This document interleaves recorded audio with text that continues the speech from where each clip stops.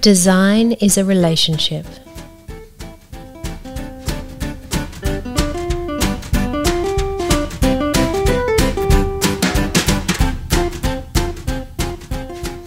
Hello everybody, welcome to Signposts for Living with Dr. Kirsten Hunter. Hello, we have here Emmy-Clare Rule. Hello. Hi, how are you? I'm good. Emmy, thank you so much for coming. So we're talking about design, but we're not talking about, oh my gosh, my brain, I think about what does design mean, but the topic is design is a relationship, which is really the human side of design. Yeah, exactly, and that's the whole point, and that's the exciting part about design. Absolutely. So, okay, so first of all, we could go in so many directions right now. If we were to go and search you online, now we've worked a bit in lots of different ways.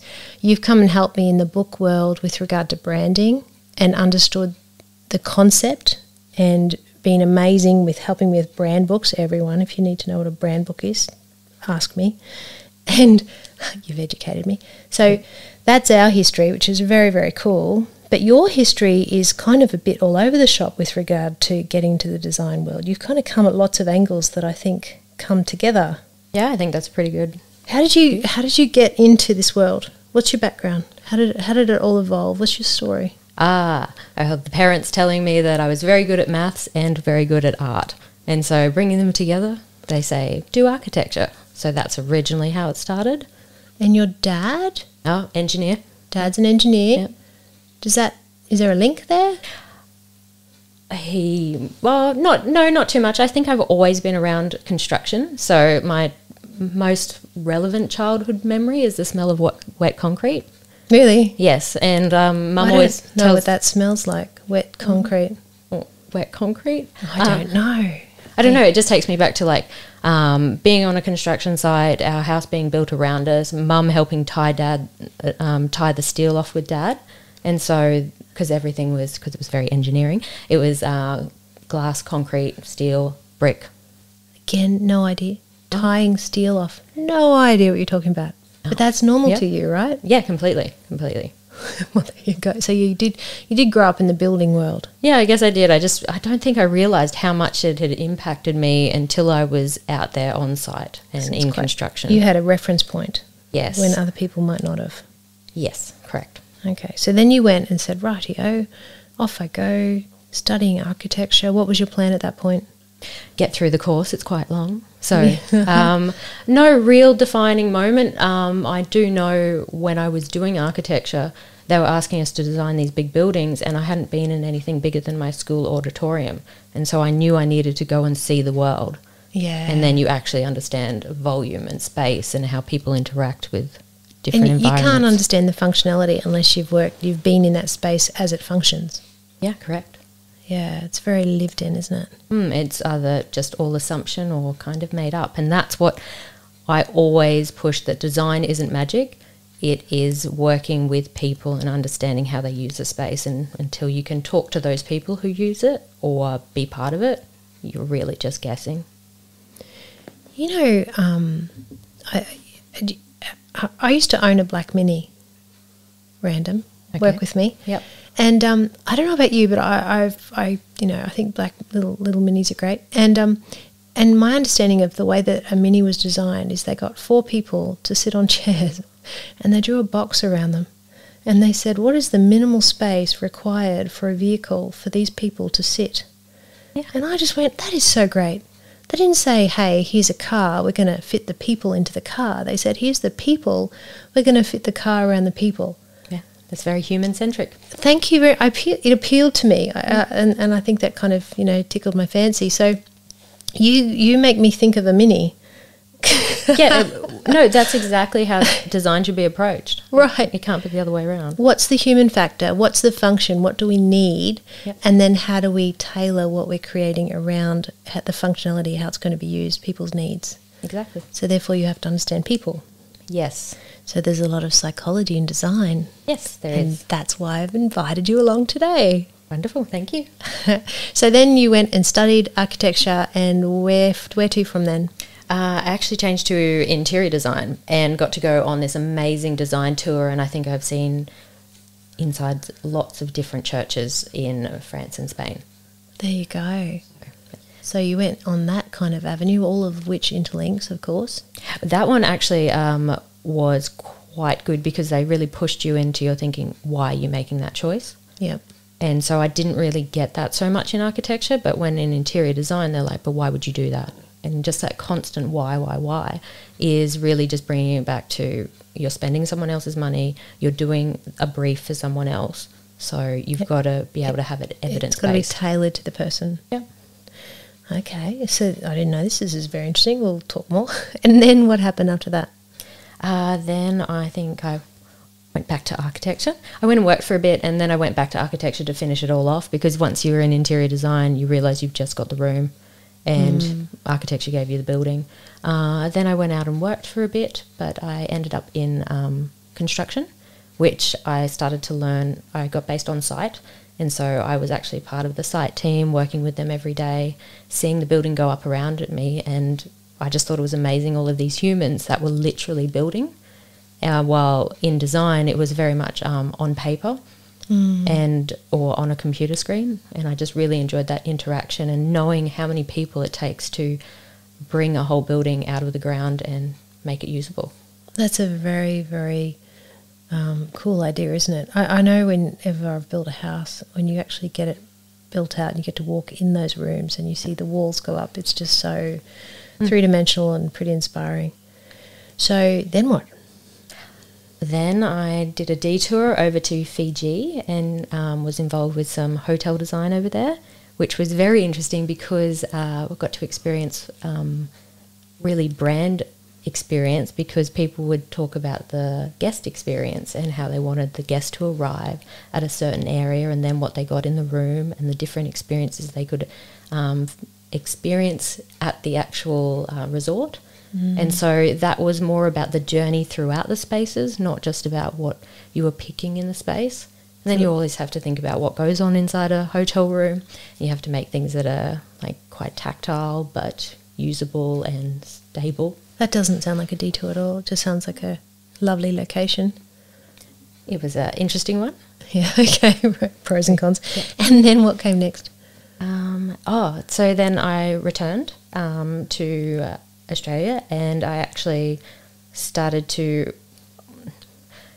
I was invited to become a studio manager at a architecture firm in Brisbane.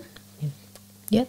And so the reason I was chosen was because they were looking for someone that was very process driven, which I've always seen design as a process, and from point A to B, and you go through all these different steps. Yeah. And they needed someone to help them do that, and they were looking to rebrand as well. And so on the back of everything that I'd learned from studying then in construction, I was able to get to a point where I understood the business behind design as well. And that's what I mean when we started. You come from all these different areas that all come together.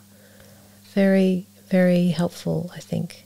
I think so, and it's come together as like a cadetship in all of the areas of design and the parts that interact with it. Yeah. And so now you've channeled all of this experience into really refining what you're about and what your passion is, and I've loved our conversations on the way where you've been wanting to get language around that and to be able to communicate to yourself and communicate to the world how you're kind of bringing this together. And I really see in my very layperson kind of understanding that you're about the human factor. That's my summary of you. I don't know if you knew that. No, wasn't sure, but okay. Yeah, the human factor, that's what I see. You're really interested in what the interface between what people need and what's being delivered, and how to ensure that the product is optimal for the audience. That's how I see it. Oh, yeah, well... simple language. Tell me, okay, so if I jumped online and I looked you up and you described this in language that is far more educated than mine, give me the spiel. Tell me what is the language around this? Okay, so I have a business called Do Good by Design that provides service design for organisations that do good. Service design is where design and business come together. Service designer works with organisations to visually capture and communicate their current service before they explore any improvements to that service. So by doing this, it creates a shared visual language built from multiple people's perspectives: the service user, the customer or client, the stakeholders, and the staff delivering the service. So Do Good by Design visualises your organisation's reality, helping everyone see the bigger picture and understand their role in making a better future. So it's looking at established businesses. Yeah. And saying, what are you doing right?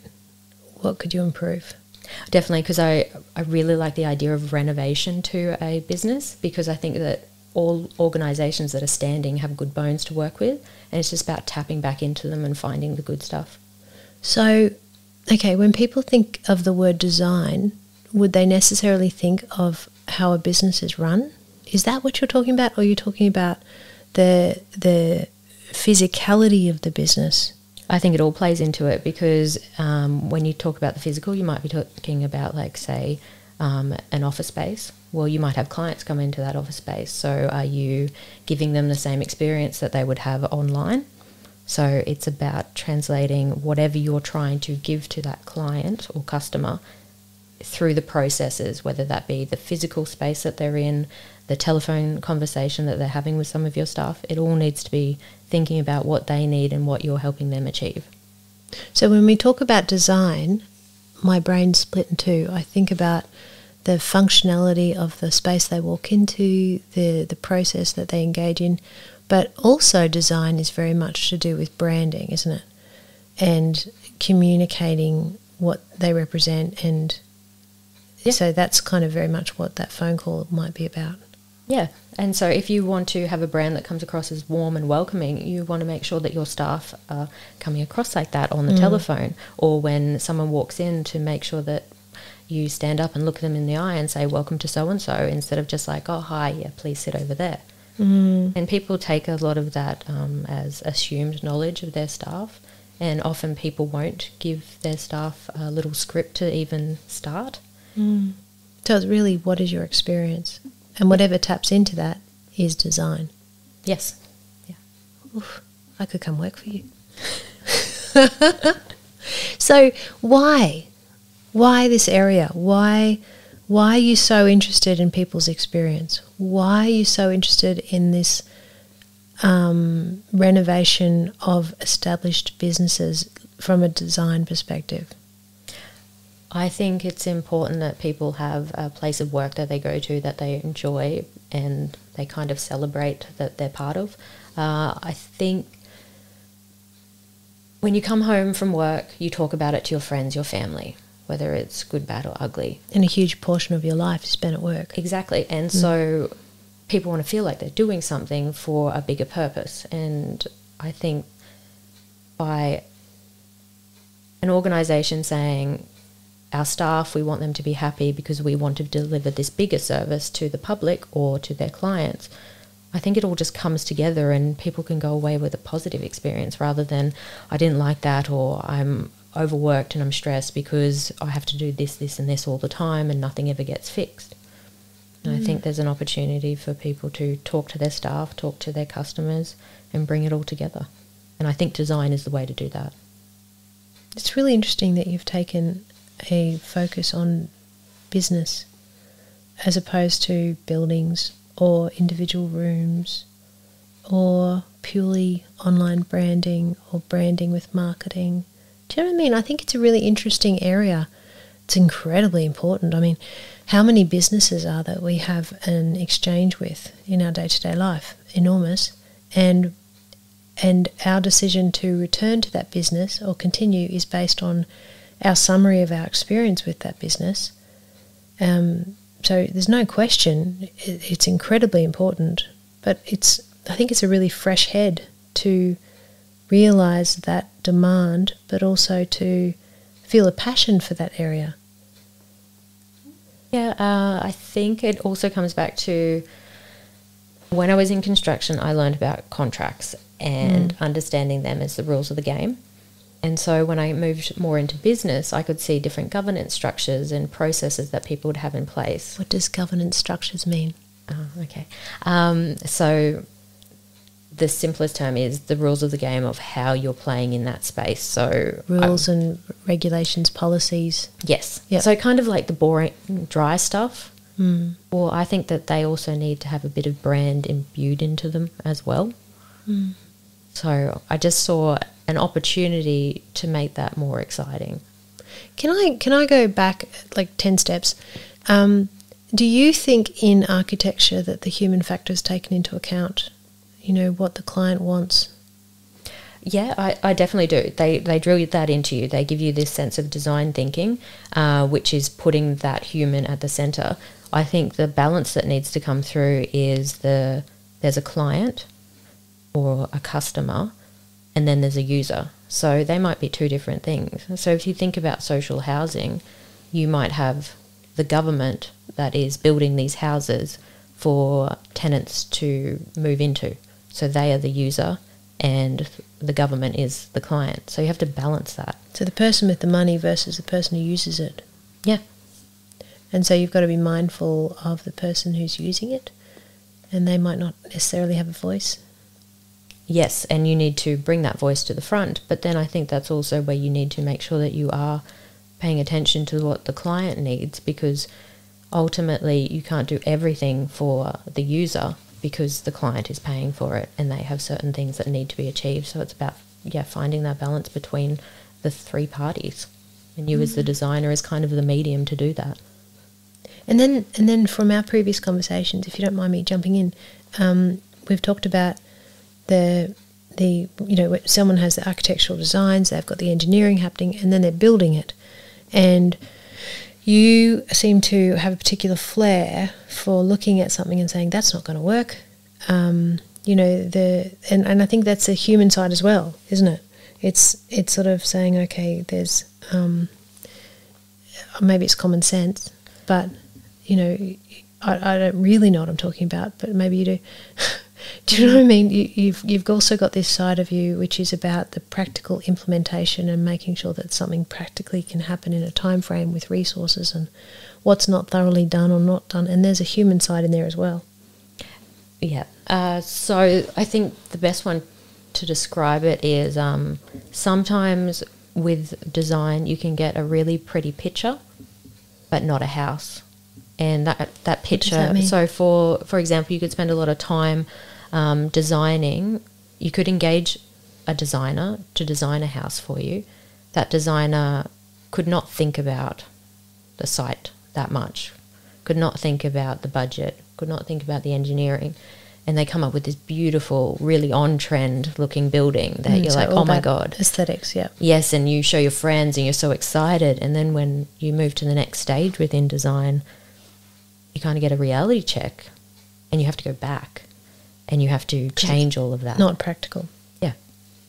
And so sometimes people get left with really pretty pieces of paper rather than an actual building at the end, because I don't think the values and ideas were aligned at the beginning. So that's really paying attention to the consumer and the functionality. Yeah. That's the human side again. Yeah, and I think it's a constant, and you've got to have, like, with any relationship, you've got to have difficult conversations. So it's about kind of leaning into those difficult conversations so that you can get further along in the path and find something more exciting or push something a bit harder that isn't going to cost as much but was really well thought through. Like, and that can be super exciting and could come together with the actual client and the designer, which is an accumulation of their relationship. There you go. Design is a relationship. Okay. So when this is done well, when a business is able to run so that it really does encapsulate is very mindful of the consumer's experience. Yeah. Do you have this kind of ideal there of, okay, that's what it looks like, that's the consumer's experience, do you have a goal, do you have a sense of what that looks like, the end goal, the end game? I think happy staff and happy clients and happy management, that's when it all comes together. But I think it's repeat clients because they want to go through that experience again with you. Yeah, so people come back, good experience, Absolutely. And isn't it interesting that you're really, really focused on the contentment of the staff, of the clients, of the management? Yeah, well, I think everyone's spending so much time. There's some sort of investment, whether it's like the staff are investing their life, a big portion of their life. The business owners are putting their own money into this business to make it happen. And there's a lot of risk in that, which a lot of staff don't realise. And then there's also the client that's coming with all of these expectations and potential dreams that you can either help or maybe hinder with how you achieve what you want to do. You know, it's really interesting. Often I'll talk to people and they've gone and had knee surgery, but they've found that the bedside manner is not great. And and their summary of the experience is negative, but they can walk. And it's interesting their selective attention to how their emotions have felt, you know. Or someone might go through and they might have this financial person who's really fantastic with their direction, but they just don't find that there's rapport and they don't feel comfortable talking to the person, but the actual content's fantastic. I hear this over and over and over, and it is just so profound, isn't it, that people's experience is so critical, and we can often focus so much on the product or the task. You know, you might go to a restaurant and have really great food, but if there's really bad service, then you're going to have a very negative experience. So I really like that you're having a broad view and understanding that's all design, which I think is a very interesting perspective. I don't think many people think of that as design. No, and that's what I've realised, and I am quite natural in the way that I talk about this, and then I realise that people haven't considered it like that. No. And so I think that's exciting for them because they're at the beginning of that type of journey and realising it, and I think that after that they start to pick up on a few different things. Is there a title for your type of career avenue? No, it's called service design. Service design. Because a lot of people would have heard of product design, so that whether that's like designing the Coke bottle or a chair that you sit in, while service design is any professional service that's getting delivered. And so while they haven't thought about it, they actually have designed it a certain way. They just haven't put any real language to that or maybe process to it and gone, okay, well, if I do this, then that's a change, that's a design part of it. And with service design, the title of your business? Do Good by Design. Do Good by Design. Why the focus on do good? Which I love, of course, but really interesting. I think it comes back to ultimately I want to help. Yeah. And I see a designer's role as being there to help someone do something. Yeah. And fundamentally to do good. Yes. To benefit, to expand, to strengthen, to do good. It does have a ring to it that there's a quality of a value system of doing the right thing that's in there as well. If you say do good, is that what you've got in mind as well? Oh, I think definitely. I think if you have a positive impact on someone's life, and that can be whether you're providing a legal service, a medical service, the local shop, how they do things. If you give someone a good experience, surely they'll have a better day, and then the world's a little bit better. I know that sounds a bit naive, but I don't think so. I think it's a fundamental value system, and it's rock solid and very sound. It also, you reap enormous reward from that because people will then go and speak well of you, and reputation is a lot, isn't it? So if you know someone's going to have integrity and really stand behind what they represent, then that's where you're going to go. I mean, we're looking to buy, random, we're looking to buy a wood chipper on Saturday, because that's random, isn't it? But anyway, learning curve, discovered a wood chipper 3 days ago. And what beautiful John and I are saying is, where can we go where we're confident they're going to be good people, where we're confident that if we have problems, which we think we will, that we can come back and they're going to be reasonable to deal with, and they're going to be able to support us, and they're going to be able to service the equipment and answer our questions and not be dodgy or give us a raw deal, or, you know. And that is the factor that we're looking for. Not necessarily not that we would know which is the best piece of equipment or the price. We want to feel supported. It's really interesting. Well, you also want to trust that. Trust. Yeah, and so that's why I think it always comes down to like between two parties. Do good. Absolutely. Well, darling, is there anything else you want to throw at me? I'm loving this conversation. Not at the moment, sorry. I'm still getting used to all of this. You've done really well. Is this podcast what you expected? It's not as nerve-wracking as I thought. I'm a little nervous, but it is not. You've done so incredibly well. Well, I'm really interested in the psychology of everything, and it has so many directions, and to talk about the psychology of design is really, really interesting. And then that takes us to the fact that people think of design, they think of buildings, and they think of design of products, and to think about the design of service design. It's a whole new field. Is it new? It's been around for, like, it was coined, I think, in the late 80s or early 80s. Really? And it's the same as, like, think about project management. No one really knew what was going on like 50 years ago with project management. It is just normal now. So if you go on Seek and see those type of things, you start to see all of the big tech companies and the banking companies, they're employing service designers. They're looking for customer experience designers. Design, I think, is having a moment at the moment. Because I think people have gone so hard towards a technical point of view and they've left the human factor out of it. So this is where design is going to bring it back in, and I think everyone can work together. I think businesses have business coaches which might be tapping into this area without necessarily that level of qualification. Yeah, maybe. Because anyone can be a designer. It's about a mindset and an approach to things, and if you're constantly considering who are the people involved and what can I do to help, you're being a designer. I love when we talk about words. I know with the branding of the books, with the Signpost for Living, the Squish books, your attention to detail with wording was exquisite. You were like, not quite right. Let's keep crunching. Well, not quite right. Let's get it tighter. Let's. And then when we'd come to something, you'd be like, yes. And I loved it.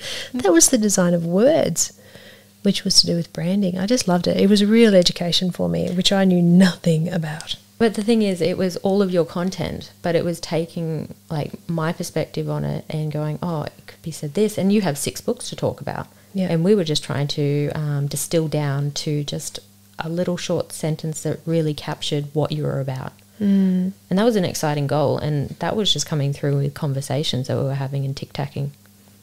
So it's very cool. Informal, I guess. Yeah. But with a purpose. We were getting there.